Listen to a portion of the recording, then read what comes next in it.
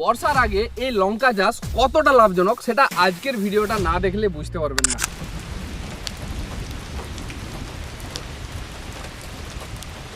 এখানে এই যে জমিটা দেখতে পাচ্ছেন এবং এই জমির কৃষক টোটাল 1 একর অর্থাৎ মোট 3 বিঘা জমি করেছেন এই লঙ্কার।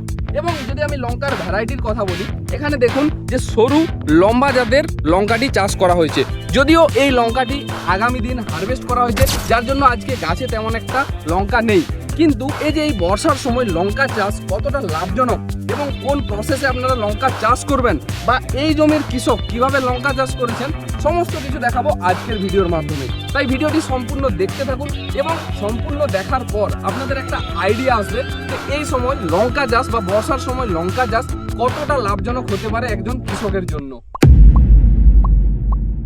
এই যে জমিটা দেখছেন এটাতে সম্পূর্ণ একদম আধুনিক চাষ করা হয়েছে, যেমন ড্রিপ লাগানো আছে, মালচিং লাগানো আছে এবং এই যে জিগজ্যাগ পদ্ধতিটা, এটা হয়তো আপনাদের সাধারণ লাগতে পারে কিন্তু এই পদ্ধতিতে গাছ লাগালে অনেক সুবিধা রয়েছে। আচ্ছা, এবার এই যে জমিটা আছে এটার পদ্ধতিটা আপনাদের দেখায় যে সম্পূর্ণ আলাদা পদ্ধতিতে এটা চাষ করা হয়েছে। যেমন প্রথমত দেখুন এখানে মালচিং ব্যবহার করা হয়েছে এবং মালচিংয়ের পাশাপাশি এই যে দেখুন ড্রিপ লাইন ব্যবহার করা হয়েছে। একদম ইউনিক পদ্ধতিতে এই চাষটা করা হয়েছে। এবং এই যে বেডটা দেখছেন এই বেডটা টোটাল আছে 3 ফুটের। আর এই যে চারা দেখতে পাচ্ছেন চারা কিন্তু জিগজ্যাগ পদ্ধতিতে লাগানো আছে, মানে এখানে একটা তো ওখানে একটা তারপর আবার ওই সাইডে। তো এটা যেহেতু গাছটা বড় হয়ে গেছে আমি সঠিকভাবে দেখাতে পাচ্ছি না, কিন্তু যদি গোড়াগুলো ভালোভাবে লক্ষ্য করেন দেখবেন যে জিগজ্যাগ পদ্ধতিতে চারা লাগানো রয়েছে। এরপর নিশ্চয়ই আপনারা ভাবছেন একটা বেড থেকে এই যে অপর বেড দূরত্ব কত।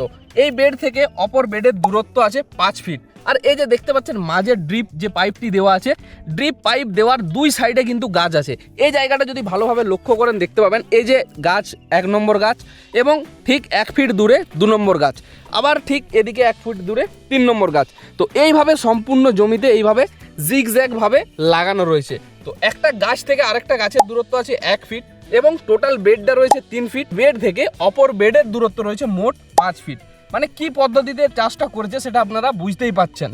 মানে আমি আগেই বলেছি যে শুধু চাষ করলে হবে না, চাষ করার মতো চাষ করতে হবে।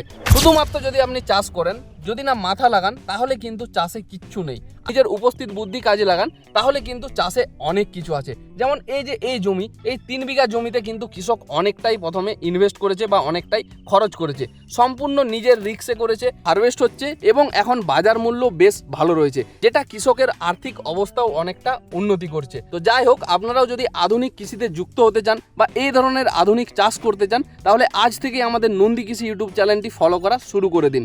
কারণ এখানে হাতে ধরে ধরে শেখানো হবে কিভাবে একজন নর্মাল কৃষককে দক্ষ করা হয়। তো আজকের মতো এখানেই, সকলে ভালো থাকবেন ও সুস্থ থাকবেন।